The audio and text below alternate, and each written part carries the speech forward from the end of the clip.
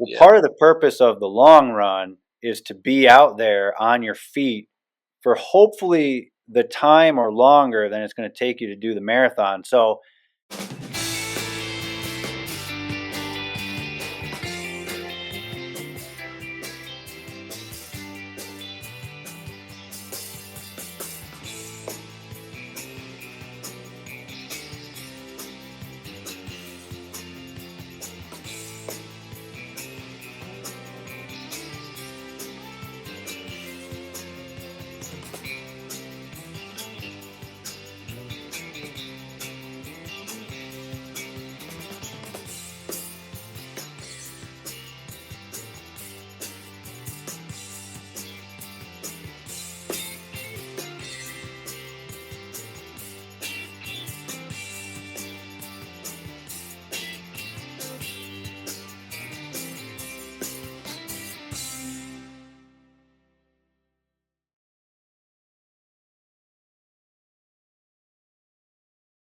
Running with Maverick and Wolfman. Maverick here. Wolfman here. Fun filled, exciting episode for you today. But before we get to that, make sure you find us on Facebook, Instagram, X, the big one, YouTube. When you find us on YouTube, consider subscribing and give us that all great thumbs up. There it is. So we can keep bringing great stuff to people like you. All right. So, last week or the week before, we talked about having questions from some of you guys. So we didn't get a chance to sit down with them last week or the week before. So we have them for you today. You got questions, and we've got answers, and hopefully they're the right ones. All right. So the first one: how long does one do a half marathon before it makes sense to start training for a marathon? What are your thoughts? I mean, we've encountered people that do a half marathon first, and sometimes they don't. I So agree. it's kind of a mixed bag there. So you could do either or. It doesn't really matter. It's whatever you prefer to do. I would recommend always training, preparing, and then racing something less before jumping into something so big. Yeah, I think it's good to get one. I agree with you. I mean, I know plenty of people that just jump right into the full 26.2. I think it's always good to get a half under your belt. Um, but it doesn't have to be like a year apart even. It doesn't have to be like, "Oh, this year I'm going to do the half and next year I'm going to do the full." I think, sometimes you build up to it in your training where I've done um, you know, 4 to 6 weeks out from my full, I'll do a half, and then kind of conquer that as part of your training. I don't know that there's really a right way or a wrong way to do it. I think, like Maverick said, it's personal preference. I would recommend driving 26.2 miles before running it, getting a feel for how long that is. Before you sign up, drive it first. De- Definitely do some sort of training before just signing up for the full. I mean, we had an episode where Maverick talked about running into a guy after a race that just jumped right into it, and man, he was hurting later. But um, I think we've talked about this on the show before too.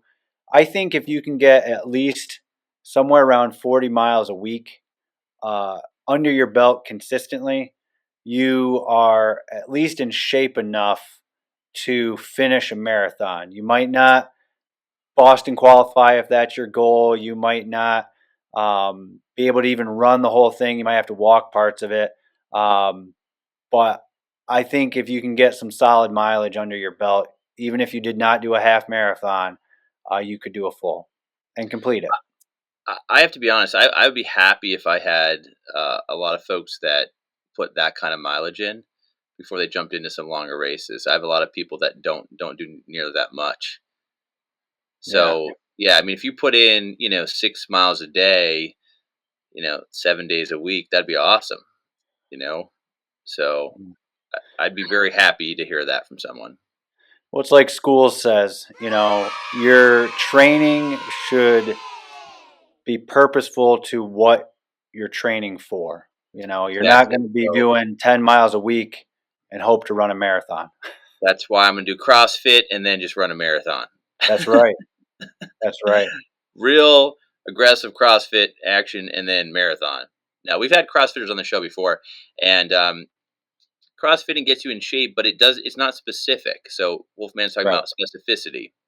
So if you're gonna be a rower, you should definitely row at some point. If you're gonna be a cyclist, you should cycle. If you're gonna be a runner, you Right. should run. You can cross train, you can do some, hybrid training and things like that, but you want to come back to the actual activity you're going to compete in because it's going to make you that much stronger and faster. Agreed. Concur. All right. Well, let's move on to the next one. Along the same lines, what would you say would be your top marathon suggestion to eventually qualify and do Boston? Hmm. Real Um, easy.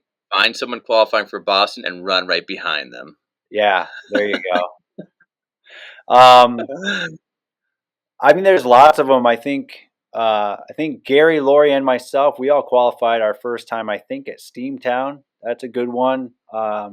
It's in I know that. Scranton, Yeah, it's in Pennsylvania. Scranton, so I know this particular um, question comes from somebody more local. So that's a good one. The Lehigh Valley one used to be a good one. I think they're bringing that one back. It runs on the rail trail in the Lehigh Valley, which is Allentown, Bethlehem way. Um, Wine Glass is a popular The one. Wine That's Glass, also a good qualifier. Um, Corning, New York. that's in Corning, New York. Yep. The Jim Thorpe Marathon that I just did. That's a big Boston qualifier for people. That was a good one. I would recommend it. It was not very hilly at all, especially compared to others like Steamtown. But if you just get on and Google search, best Boston qualifiers near Whatever. wherever you are, Yep. um, some sort of list should come up, or just Yep. ask around. Yep.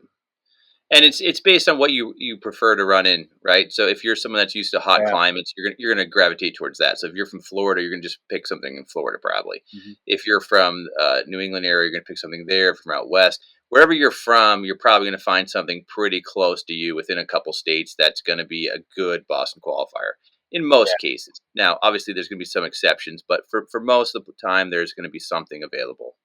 Yeah. And also, if you know of a bigger marathon near you, and it doesn't have to be huge, if there's a big marathon that people do in your area, start looking into that because chances are it's a Boston qualifier. If it's that popular, a lot of Right. times it'll be a qualifier. Yes, and a lot of times the more popular races are faster. Yes, they can. Yeah, I would agree. People Except don't for God's tend. country. Don't do Yeah, that one. It's not a there's a qualifier. few, there's a few that are terrible, but and still popular. But most of the time, the more popular races are usually faster races for some reason. That's why people gravitate towards them. Yep. And then occasionally there are those people that look for a very big challenge, and they look for the opposite, where it's hilly and crazy, and that's Yeah. different. And I would recommend starting with the Boston Marathon page. It's baa.org. To Can you spell see that? what Spell the that again? baa.org. Yeah, It'll you got the be first down time. here somewhere, with or without a sound effect. We'll find out later. Uh, but you want to see what the qualifying standard is for you and your age group, um, and then what the window is. Because a lot of times the qualifying window is rather large. It's the registration window that's smaller. So you want to look at both of those things, and then that might help you plan on when you're gonna Okay, do this marathon. now To Wolfman, what is the difference between those two things you just said? which ones? Because I don't even know what I said. You just said qualifying and register. So, Qualifying and registration, yeah. yeah, what's the difference? So just because you qualify for it doesn't mean you're in. You still have to register. So a lot of times, what'll happen is these bigger marathons will have a window that you can run a qualifying time, if they even have a qualifying time. Okay. And then they'll have a window of when you can try to register or sign up for the race. Right. So, for instance, Boston, usually the qualifying window is like September to September or something like that. But the registration period is like October, like the month of October, and that's it. Okay. Um, and they vary at different years. Like the one year, it was just, hey, it opens this time frame, and you get on and you register. And then the last time I did it, it was almost like rolling. Like if you hit your qualifying time by so many minutes, you could register this week, and then it would close.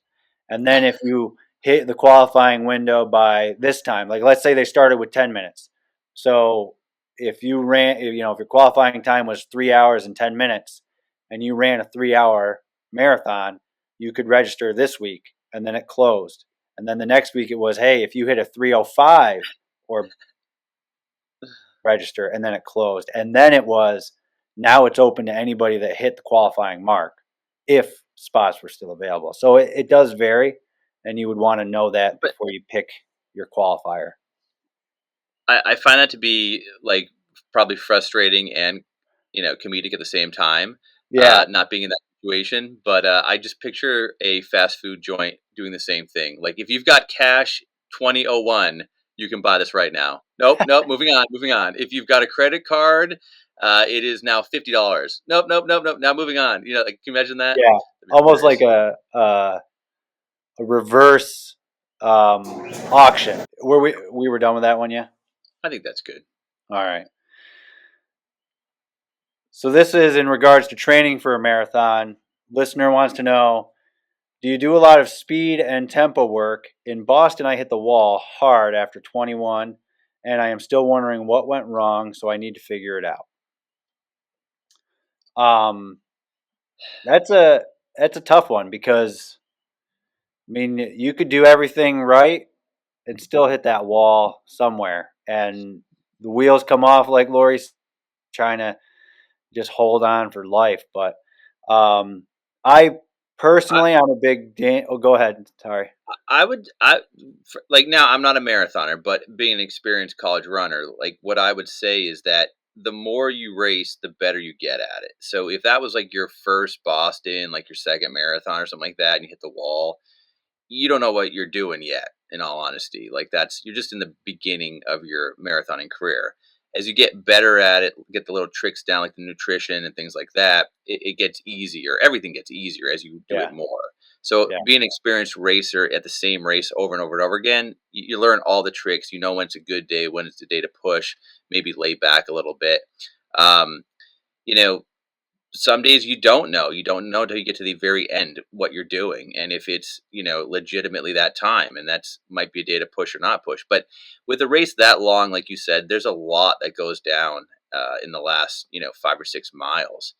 Um, but I would say keep racing, keep sticking with it, learn the tricks, get the nutrition down. We've heard it over and over again on the show. If you don't have the nutrition down, you're gonna struggle, especially at the end. right, right. And I think again, it's kind of a loaded question because so much goes into it. But for me, I'm a big Daniels guy, and I follow his training plans pretty close. I know what works well for me, and I know what doesn't.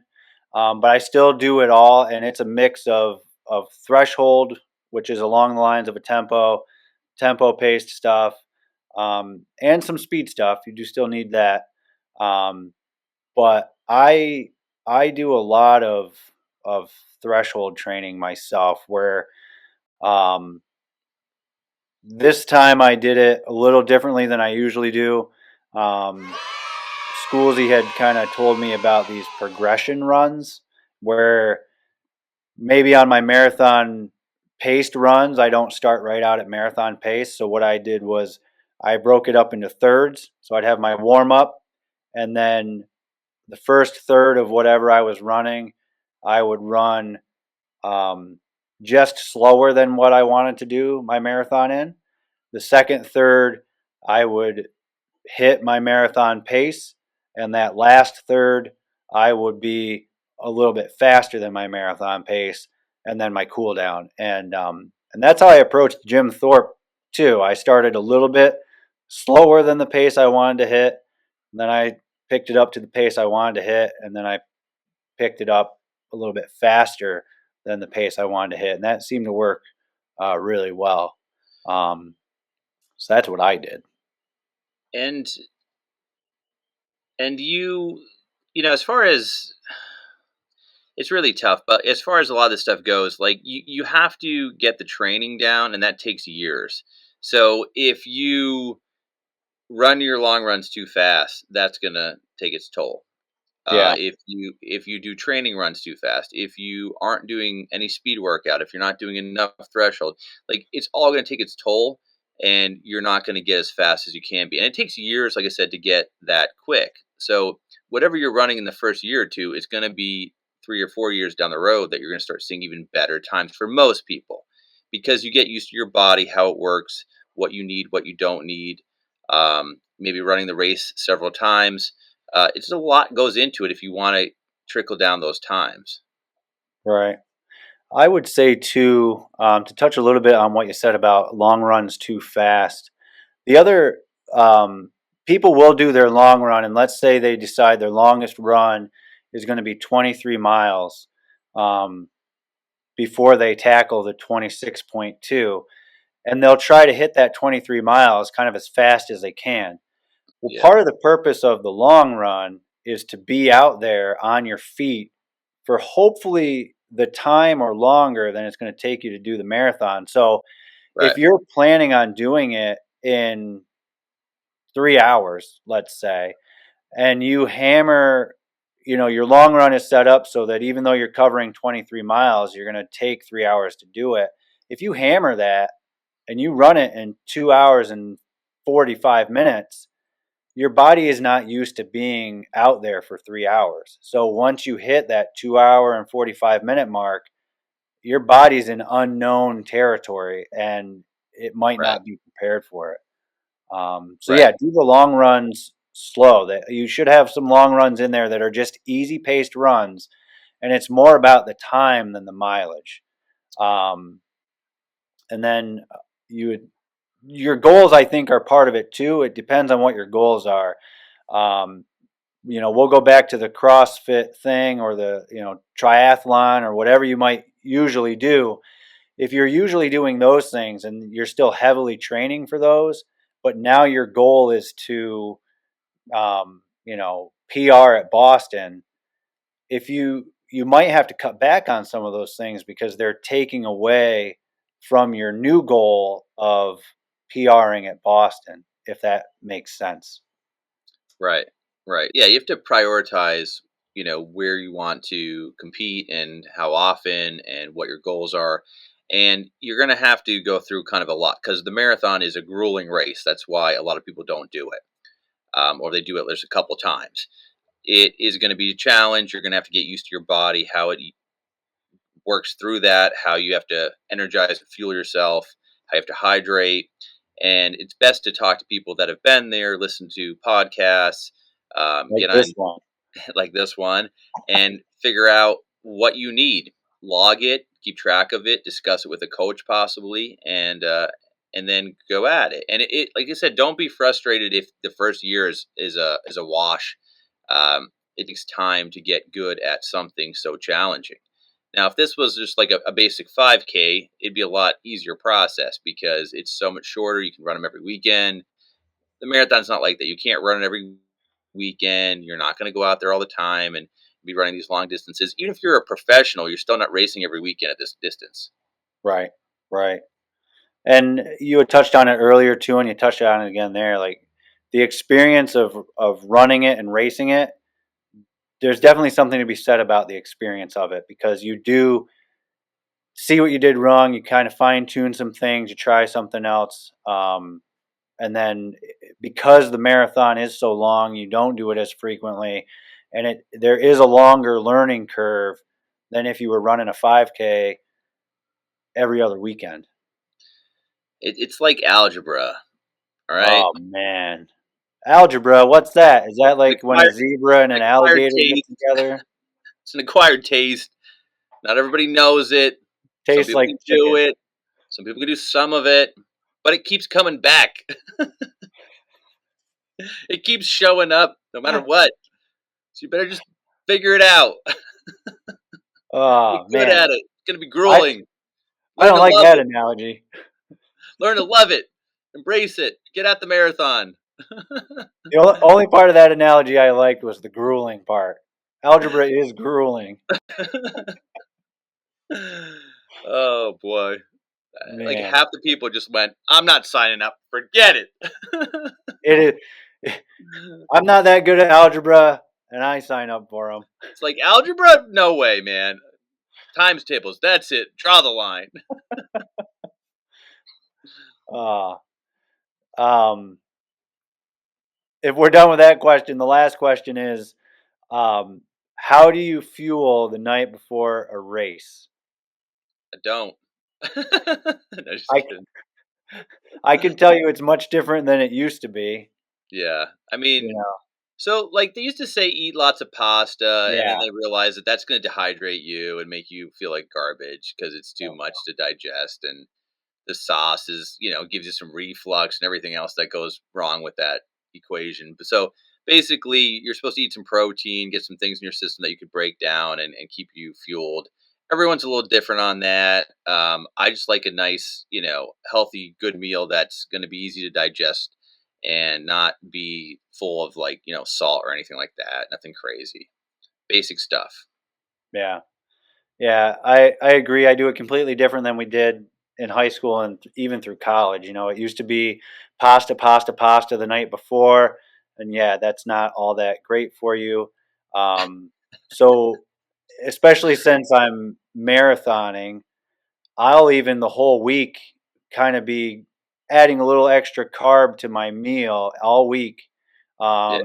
and then the night before, this Morton has a nice drink that I mix up, and I drink that the day ahead of time, just to top things off, and then the morning of I have my Dunkin' Donuts and top Fun. everything off, and that's how I do it. But Yeah. a gradual carbo load. You're loading for that whole week if you're marathoning. I recommend at least. Yeah. Well, Um, if you're running a lot or you're doing any kind of endurance sport, you're going to be eating more. Like let's be yeah, honest, like you're going to be yeah, ingesting more, and you're probably gonna be taking in more carbs anyway. Because it's hard to eat and not take in yeah. carbs. And Um, you should be taking in more because you are burning a lot of calories. So right.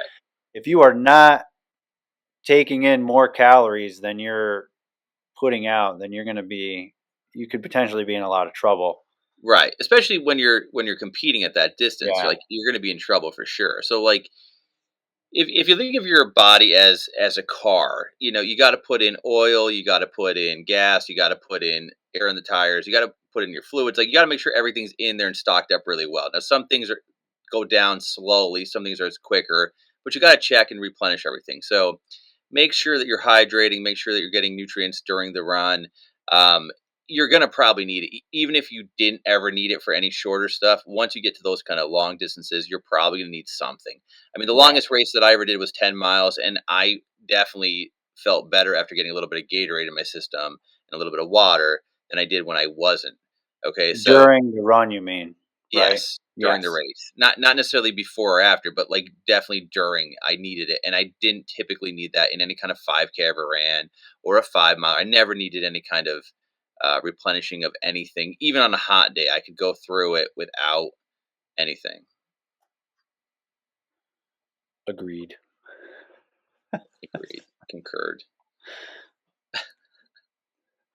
Word of the day. All right. So that's the questions we had from the listeners. Very good, very good. Good questions, people. Way to go. Excellent questions. If you'd like to send us some more, Or math equations. or math equations for Maverick, because Wolfman's not doing them, uh, just email us or send us a Facebook message. The email is runningwithMaverickandWolfman at yahoo.com. It'll be below somewhere. It'll be a surprise if there's a sound effect with it. Guys, Tune in. Tune in Thursday to find out. thanks for listening. Thanks for the questions, guys. Get out there, enjoy the run. Maverick and Wolfman running out.